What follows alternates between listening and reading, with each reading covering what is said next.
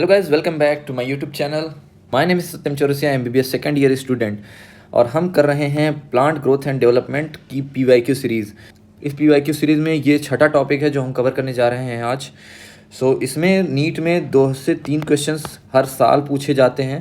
काफ़ी important chapter है ये, बहुत आसान चैप्टर है, इंपॉर्टेंट चैप्टर है, बहुत स्कोरिंग चैप्टर है। जिसका ये अच्छा होता है वो बहुत ज़्यादा स्कोर कर पाता है इस चैप्टर में। इसमें कुछ क्वेश्चंस जो हैं सीखने लायक हैं, जैसे क्वेश्चन नंबर 9 है जिसमें आपको सारे हार्मोन्स के फंक्शंस पता चल जाएंगे। स्टार्ट करते हैं क्वेश्चन नंबर 1 से। The process of growth is maximum during. Process of growth maximum कब होती है? चार्ट देख लेते हैं। लैग फेज में मिनिमम होती है, एक्सपोनेंशियल फेज में मैक्सिमम होती है जिसको लॉग फेज कहते हैं, स्टेशनरी फेज में ग्रोथ रुक जाती है। The correct answer is log phase. Typical growth curve in plant is, typical growth curve plant में कैसा होता है? An idealized sigmoid growth curve typical of cells in culture and many higher plants and plant organs. ये जो graph है ये कैसा है? सिग्मोइड है। The correct answer is sigmoid. Question number 3 की बात कर लेते हैं। 2023 में पूछा गया क्वेश्चन है। In the tissue culture experiment leaf mesophyll cells are put in a culture medium to form callus. This phenomena is called. Leaf mesophyll cells क्या होती हैं? ये डिफ्रेंशिएटेड सेल होती हैं, ठीक। और कैलस क्या होता है? ये फिर से रीजनरेट होने वाले सेल्स होते हैं। जो कैलस होता है वो फिर से डिवाइडिंग कैपेसिटी होती है इसके अंदर। डिफ्रेंशिएटेड सेल फिर से डिवाइड करने वाली सेल बन रही है, उसको कहते हैं D differentiation. The correct answer is D. Question number 4 की बात करते हैं। विच of the following plants does not show plasticity. Plasticity कौन सा प्लांट शो नहीं करता है? प्लास्टिसिटी कौन कौन से शो करते हैं ये देख लेते हैं। प्लास्टिसिटी आपका शो करता है कॉटन, कोरिएंडर, लैक्सपर, कोका कोला याद करते हैं इसको, और बटर कप भी शो करता है।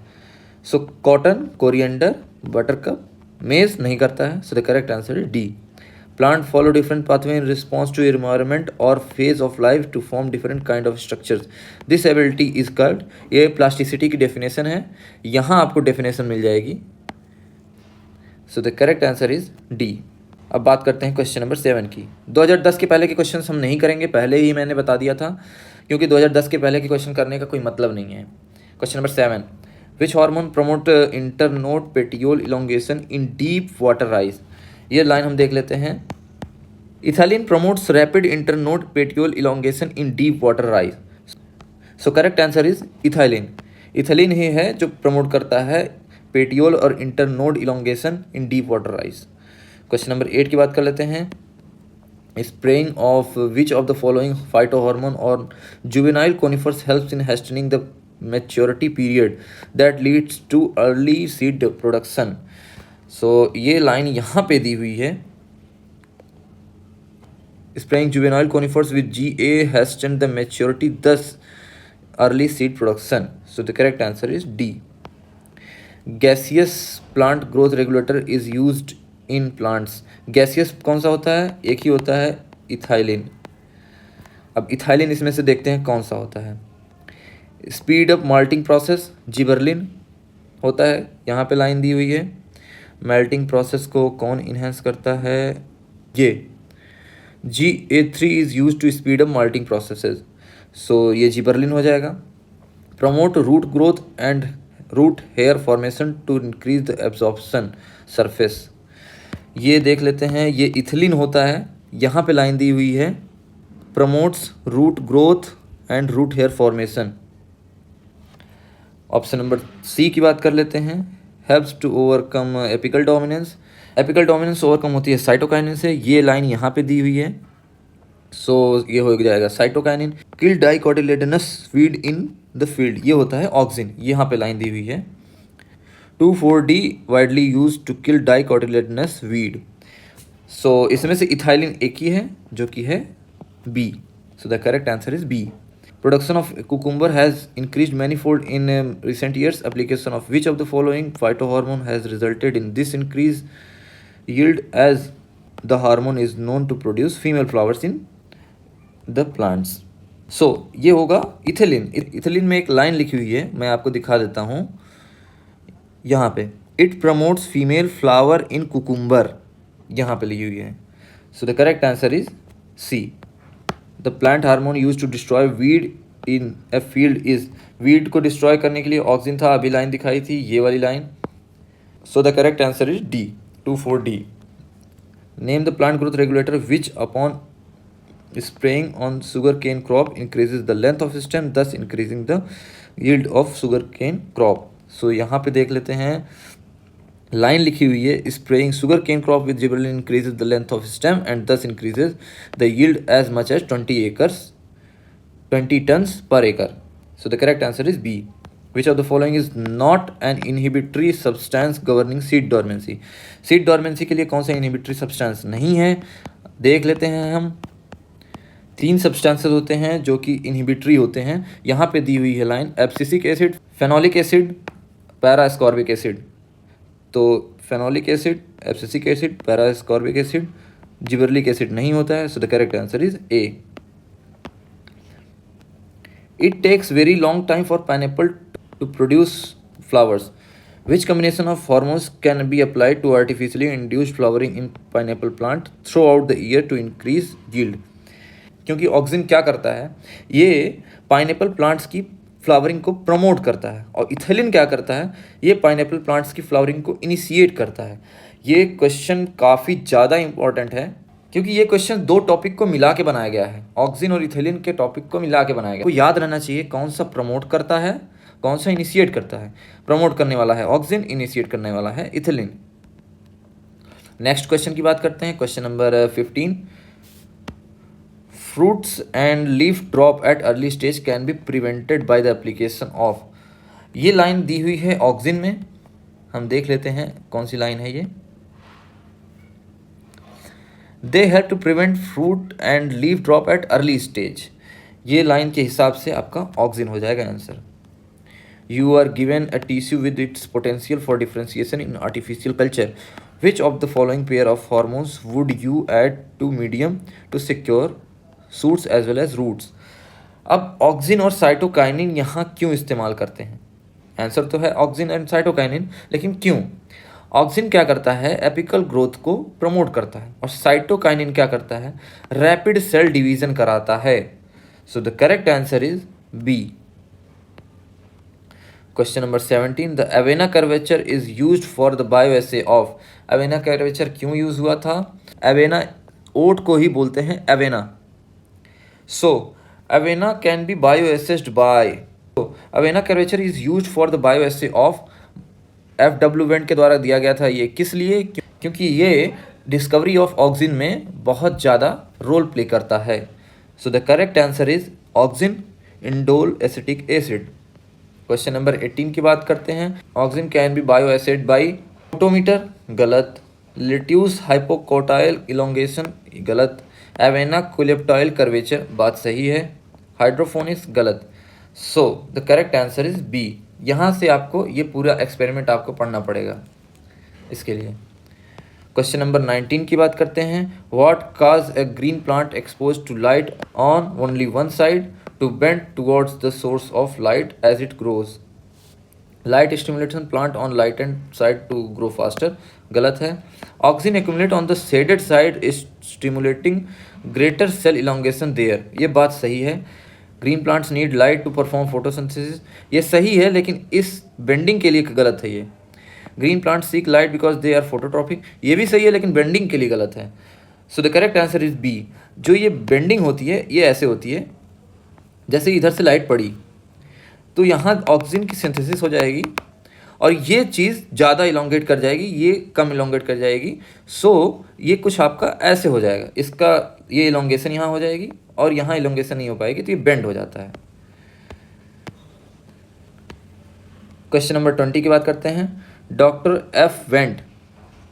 FW वेंट होगा यहाँ पे, according to NCERT, noted that if coleoptile tip were removed and placed on agar for 1 hour, the agar would produce a bending when placed on one side of freshly cut coleoptile stem. Of what significance is this experiment? पढ़ते हैं। It made possible the isolation and exact identification of auxin. नहीं, isolation नहीं हुआ था, बात गलत हो जाएगी। It is the basis of qualitative determination of small amount of growth promoting substances, गलत। It supports hypothesis that IAA is auxin, नहीं ये बात नहीं है। It demonstrated the polar movement of auxin, ये बात बिल्कुल सही है, जैसा कि मैंने पिछले क्वेश्चन में बताया था कैसे मूवमेंट होता है। So the correct answer is D.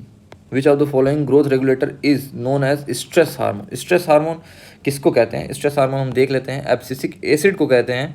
Abscisic acid में देख लेते हैं ये लाइन लिखी हुई है कि नहीं, यहाँ पे लिखी है therefore it is also called stress hormone. So the correct answer is A, abscisic acid. During seed germination its stored food is mobilized by. Seed germination में स्टोर्ड फूड किसके द्वारा मोबिलाइज होता है ये देख लेते हैं हम यहाँ पे। Application of certain chemicals like gibberellic acid and nitrates, ये क्या करता है, जो स्टोर्ड फूड होता है सीड में इसके मोबिलाइजेशन के लिए रिस्पॉन्सिबल होता है। So the correct answer is B. The pineapple which under natural condition is difficult to blossom has been made to produce fruits throughout the year by the application of. इसके application में auxin को use करते हैं और ethylene का use करते हैं, ठीक, दोनों का यूज़ कर सकते हैं क्योंकि ये प्रमोट करता है, ये इनिशिएट करता है। तो देखते हैं क्या दिया है, NaA2,4-D गलत, क्योंकि नेचुरल ऑक्सिन का यूज़ करते हैं। फिनाइल एसिटिक एसिड गलत, साइटोकाइनिन गलत, IAA-IBA ये बात सही है। So the correct answer is D. Ethylene यहाँ दिया होता तो सोचते, कन्फ्यूजन रहती, लेकिन इथिलीन दिया नहीं है इसलिए ऑक्सिन हो जाएगा। Through their effect on plant growth regulators what do the temperature and light control in plants. ये क्वेश्चन दिया हुआ था NCERT से ही, इसकी लाइन देख लेते हैं। Some plants require exposure to light for a period exceeding a well-defined critical duration, which others must be exposed to light for less than this critical duration before the flowering is initiated in them. So the correct answer is flowering. Which one of the following generally act as antagonistic to gibberellin? Gibberellin के antagonist कौन होता है ये हम line देख लेते हैं। ABA act as antagonist to GA. So the correct answer is ABA. Phototropic curvature is result of uneven distribution of. Phototropic curvature क्यों होता है, अभी हमने पिछले एक्सपेरिमेंट में देखा था, ये कर्वेचर यहाँ सिंथेसाइज हुआ तो ऐसे मुड़ जाएगा। सो the correct answer is auxin, क्योंकि यहाँ ऑक्सिन सिंथेसाइज होता है। One of the commonly used plant growth hormone in tea plantation. Tea plantation में कौन सा कॉमनली यूज्ड हार्मोन होता है? सो यहाँ देख लेते हैं। It is widely applied in tea plantation and hedge making.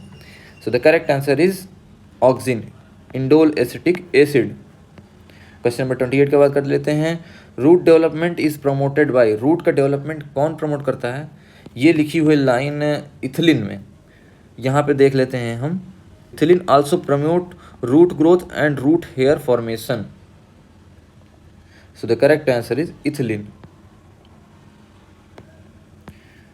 अब बात करते हैं, ये सब 2010 के पहले के क्वेश्चन है, इनको करने का कोई मतलब नहीं है। क्वेश्चन नंबर 72 की बात करते हैं। फोटो पीरियोडिज्म से क्वेश्चन है ये। The site of perception of light in the plants during photo periodism is. Site of perception of light, ये क्वेश्चन आया हुआ था 2021 में। यहाँ पे लाइन दी हुई है, the site of perception of light and dark duration are the leaves. तो the correct answer is leaves. What is the site of perception of photoperiod necessary for the induction of flowering in plants? ये वही question दिया गया है। So the correct answer is A. Phytochrome is a. Phytochrome क्या है? Phytochrome एक तरह का क्रोमोप्रोटीन है।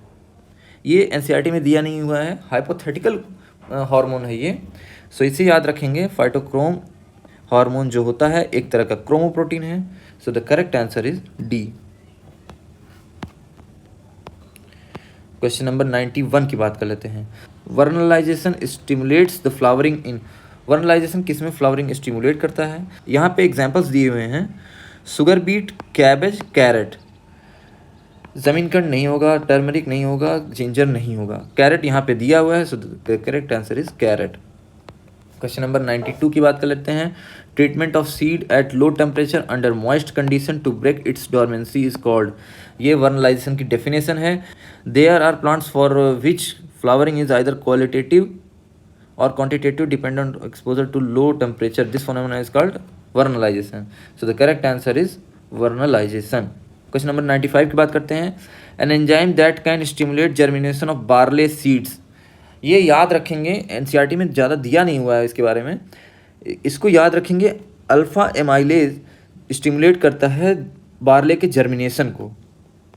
So the correct answer is B, alpha amylase. Seed dormancy is due to, seed dormancy किसके द्वारा होती है यहाँ पे देख लेते हैं। Abscisic acid, phenolic acid, parascorbic acid. So the correct answer is abscisic acid. बाकी दोनों भी आएंगे तो वो भी करेक्ट ही होंगे, ये याद रखेंगे। So the correct answer is B, abscisic acid. So हमने ये चैप्टर भी कर लिया, plant growth and regulator. So मिलते हैं अगले वीडियो में ऐसे ही पीवाईक्यू के साथ। 2010 के बाद के पीवाईक्यू हम करेंगे, पहले ही बता दिया मैंने, क्योंकि 2010 के पहले के पीवाईक्यू करने का कोई मतलब नहीं, सिर्फ वेस्ट ऑफ टाइम है। ज़्यादातर चीज़ें आउट ऑफ एनसीईआरटी आती थी तो उनको करने का कोई मतलब नहीं है। सो मिलते हैं अगली वीडियो में इसी पीवाईक्यू के साथ। सो तब तक के लिए बाय बाय।